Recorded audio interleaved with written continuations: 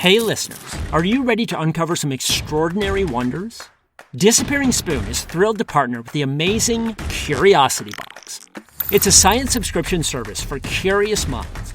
It's created by Vsauce, the internet's leading science education channel, with over 3 billion views. This season's box is packed with goodies that will fascinate and inspire you. Challenge yourself with a magnetic shadow alphabet puzzle. Piece it together to spell out the alphabet using only the letter shadows. Or discover the picture pot, where art and mathematics merge into a colorful, creative masterpiece. It is fun and educational. And the highlight, a sample of recreated Martian soil. Experience the thrill of holding the red planet right in your hands. Don't miss out on this unique adventure. Subscribe to Curiosity Box now and celebrate the incredible achievements of science. For 50% off, use the offer code SPOON at the-curiosity-box.pxf.io/disappearingspoon. That's offer code SPOON at the-curiosity-box.pxf.io/disappearingspoon for 50% off today. Unbox the mysteries of the universe with Curiosity Box. This is part 2 of a 2-part series, so if you missed part 1, I suggest you listen now. When World War II ended, rocket scientist/devil worshipper Jack Parsons was living with his occult friends in a commune in a grand mansion on Millionaires Row in Pasadena, California. And in August 1945, a fresh face showed up there, a former Navy lieutenant named L. Ron Hubbard, the future founder of Scientology. Parsons was immediately smitten. Parsons practiced a magic-based religion. It involved communing with gods and demons. And Hubbard was the most gifted, most natural magician Parsons ever met. Hubbard had an amazing gift for contacting otherworldly apparitions. Parsons quickly welcomed Hubbard into his commune's inner circle. And Hubbard repaid this generosity by sleeping with Parsons' young girlfriend, Betty. In fact, Betty soon ditched Parsons to date Hubbard full-time. So did Parsons kick him out of the commune? Sock him in the teeth? No. Parsons was angry, but magic was a far higher priority, and he didn't want to alienate Hubbard and his gifts. In fact, Parsons soon approached Hubbard with an offer. Parsons wanted to revive his childhood fantasy and summon a spirit from another realm, specifically a goddess named Babylon, aka the Scarlet Woman. To be blunt, the Babylon Scarlet Woman was a sex goddess. Parsons had a theory that the world then was ruled by a violent demigod. His evidence was World War II. By summoning a sex goddess from another dimension, Parsons hoped to teach the world to love. And to Parsons' shock and delight, the spell actually worked.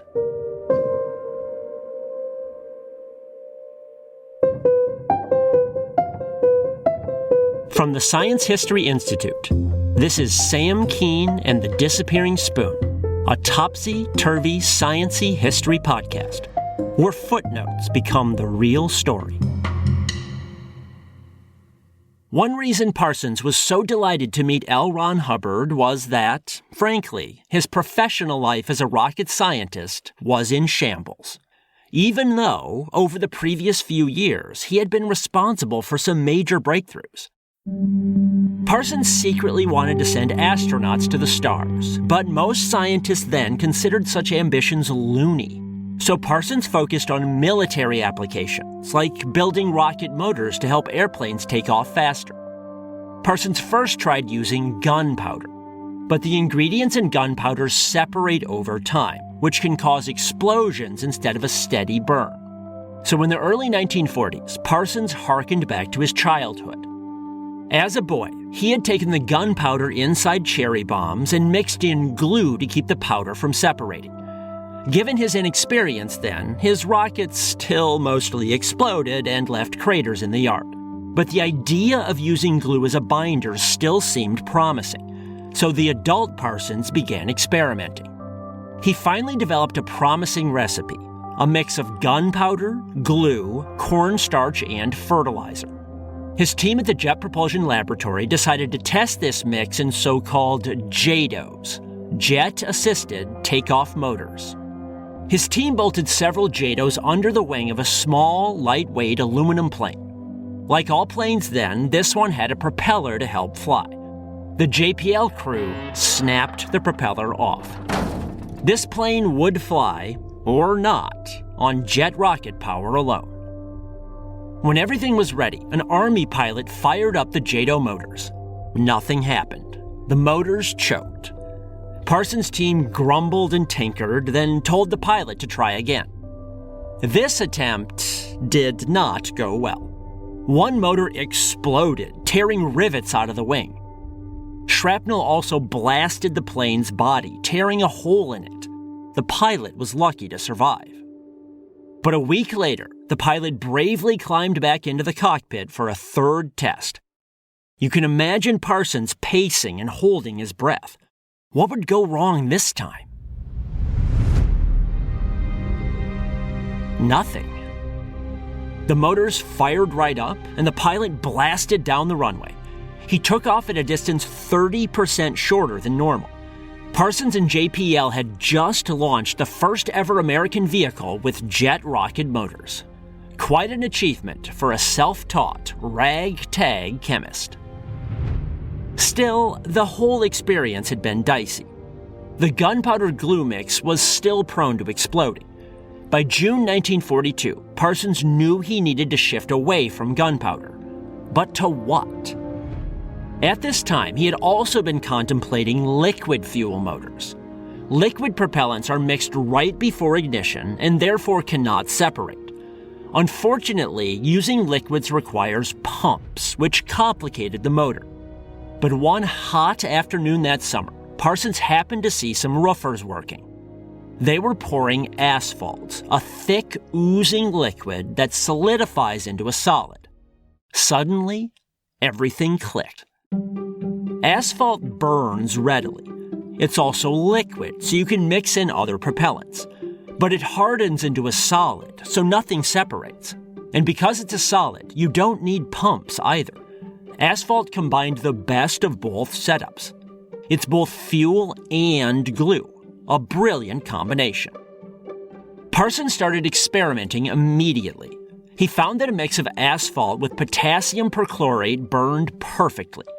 He finally had the rocket fuel of his dreams. Perhaps the stars weren't so far off. Unfortunately, Parsons' main funder, the Army, was less enamored. One problem with asphalt rockets is that you can't turn the motor off. Once you ignite the asphalt, it just burns until it runs out. That's not ideal for planes. So the Army demanded that Parsons focus on purely liquid fuel rockets. However annoyed, he obeyed. And within a few months, he achieved a second major breakthrough. Again, liquid fuel motors combine two propellants and ignite them with a spark. But it proved hard to build a reliable ignition system. So Parsons began experimenting with chemicals that ignite spontaneously upon mixing. It's like two people who can't stand to be near each other. As soon as they interact, boom! Some liquids do the same when mixed. After trying various combinations, Parsons successfully built a spontaneously burning liquid fuel motor using aniline and nitric acid. In the span of 1 year then, Parsons invented two completely new types of motors, the basis for the first practical rocket engines. Both were low cost and high performance, what we would call disruptors today. During World War II, the U.S. military used Parsons engines in thousands of planes.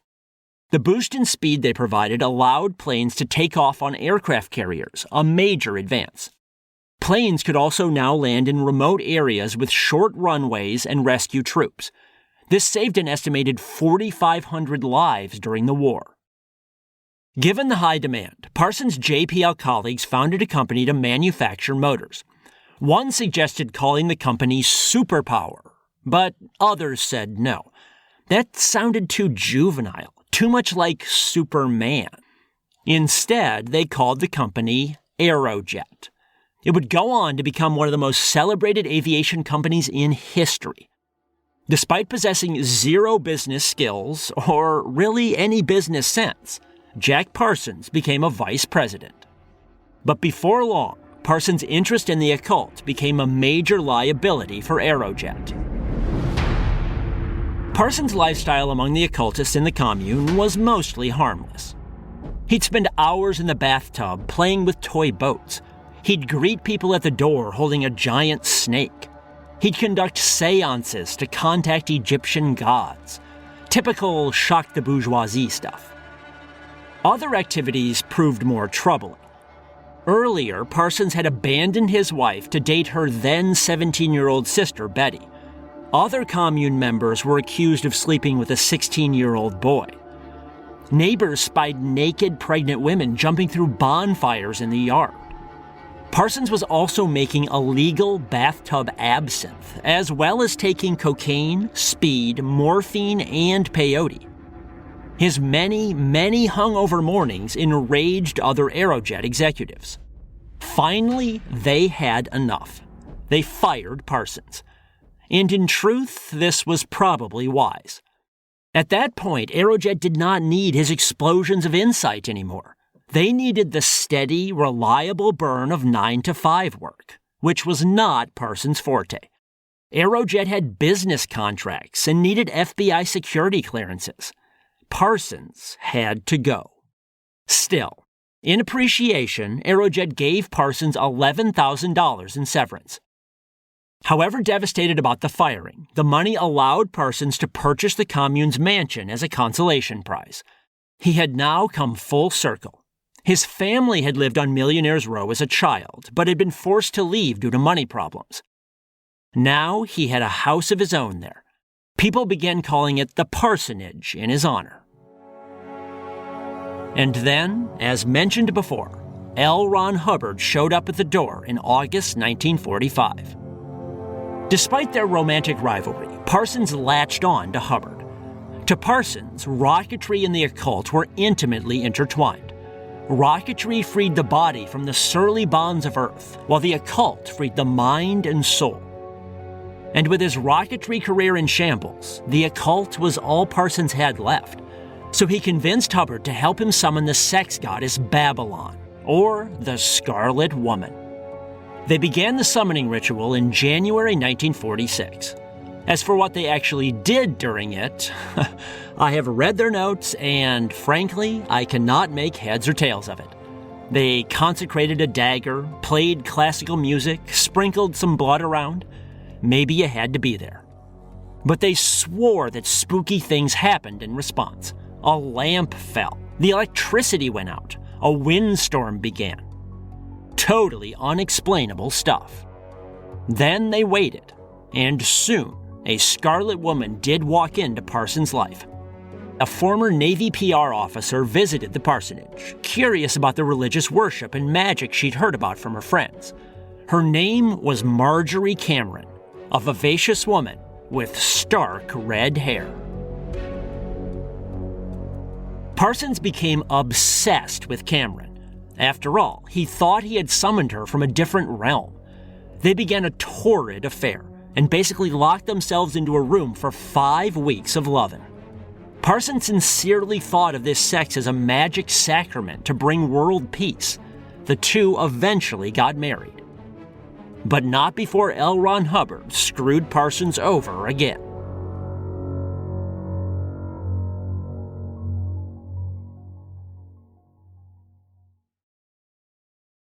In 1946, Hubbard approached Parsons with a business plan.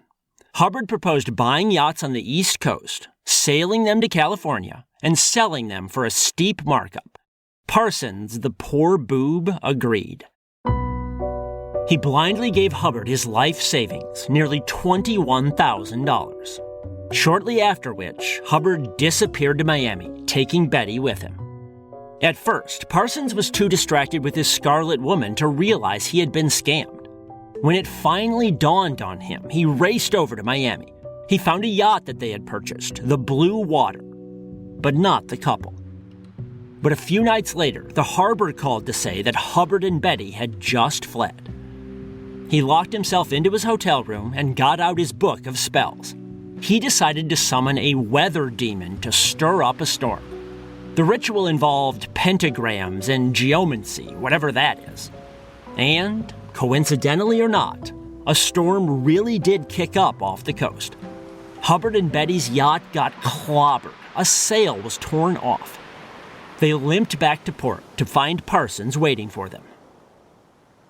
Parsons ended up getting some of his money back, but not all.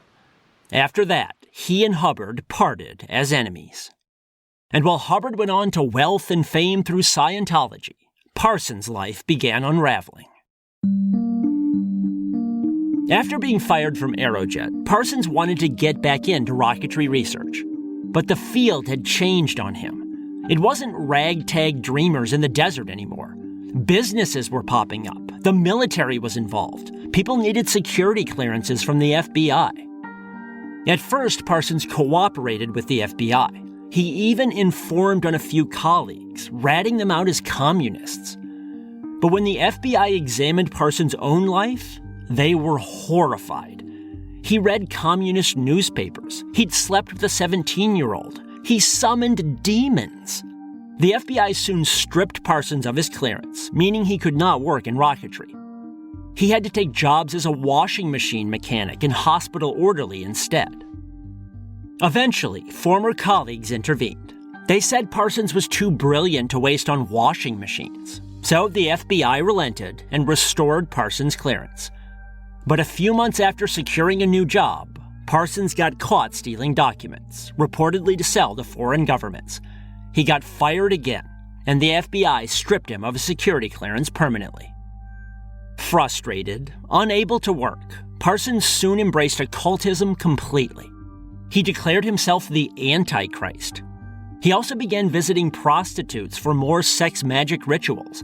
The poor women must have been terrified. Before long, Parsons had to sell the parsonage, the second time he had been ejected from a home on Millionaire's Row. He moved into the coach house with his wife instead. To make money, he set up a lab in the garage where he made special effects chemicals for Hollywood. Pyrotechnics, fog, things like that. One afternoon in June 1952, Parsons got a rush order for some pyrotechnics. He headed down to the lab and started mixing chemicals. Around 5 p.m., 2 quick explosions rocked to the neighborhood. Bang, bang. Neighbors rushed over to find a huge hole in the ceiling. The lab's windows were shattered, and the heavy garage door had been torn from its hinges. Amid this wreckage lay Parsons. His right forearm had been blown off, and half his face was missing. He died within 40 minutes. His last words were, "But I'm not finished yet." No one knows what caused the accident. Parsons had always been cavalier about danger and probably just dropped some explosives he was mixing. That caused the first bang. Dangerously, he often kept other explosives just lying around. Those probably ignited and caused the second bang. But rumors have always swirled about darker explanations. A neighbor on the scene supposedly found a syringe of morphine in the lab trash can. Was Parsons high? Others whispered that the rush order story was a cover-up. They swore he'd been driven to suicide or was trying a new magic spell. Some people even invoked conspiracies. In 1938, a crooked LA police captain had been caught planting a bomb in a detective's car. Parsons' testimony at the trial had sent the man to prison. Well, that captain had been released from prison just days before Parsons died. Was that a coincidence? Many people doubted it. Regardless, Parsons died too young, just 37 years old, and he left a complicated legacy. Occultists still revere him. In some circles, he's even given credit for attracting the first alien visitors to Earth. After all, he was a rocket scientist, and his first big ritual to summon beings from another dimension took place in 1946. UFO sightings began the very next year at Roswell, New Mexico. Surely not a coincidence. In reality, there's a much more interesting explanation for Roswell. I've actually put together a bonus episode about it at patreon.com/disappearingspoon. It might surprise you to hear that the Roswell affair really did involve unidentified flying objects, just not the type of UFOs you're probably thinking. That's patreon.com/disappearingspoon. In rocketry research, Parsons' legacy is both more precarious and more secure. Secure because he was unquestionably one of the greatest rocket scientists in history. Both his solid fuel and liquid fuel motors were big breakthroughs. NASA's Titan rockets, as well as the space shuttle, were both based on his work. When someone once referred to Wernher von Braun as the father of rocketry research, von Braun shook his head no. He insisted that Parsons deserved the name more. And yet, groups like Aerojet and JPL, groups that Parsons co-founded, are reluctant to embrace him. It's not hard to see why. Parsons was pretty loony. But maybe that looniness wasn't incidental to his genius. It can't be a coincidence that the most eccentric rocket scientist around also had the most original ideas. As they say, there's a fine line between insanity and genius. If Parsons had lived, there is no way he ever would have worked at NASA. The agency was too buttoned up, too straight-laced. In many ways, the establishment simply used Parsons, milked him for ideas, then discarded him. But Parsons sure didn't do himself any favors. He led a reckless life, and he certainly had no need to summon demons. He already had plenty of his own.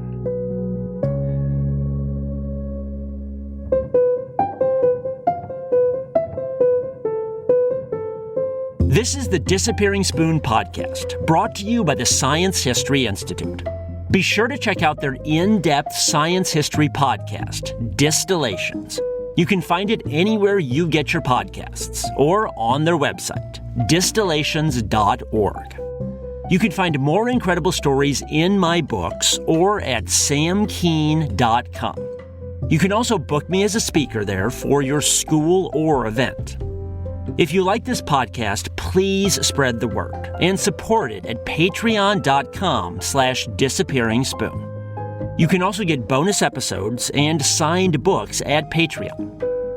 This episode was written by me, Sam Keen. It was produced by Mariel Carr, Rigoberto Hernandez, and Sarah Kaplan. Our sound design, scoring, and mixing is by Row Home Productions. Row Home's creative director is Alex Lewis. John Myers is Row Home's executive producer. Thanks for listening.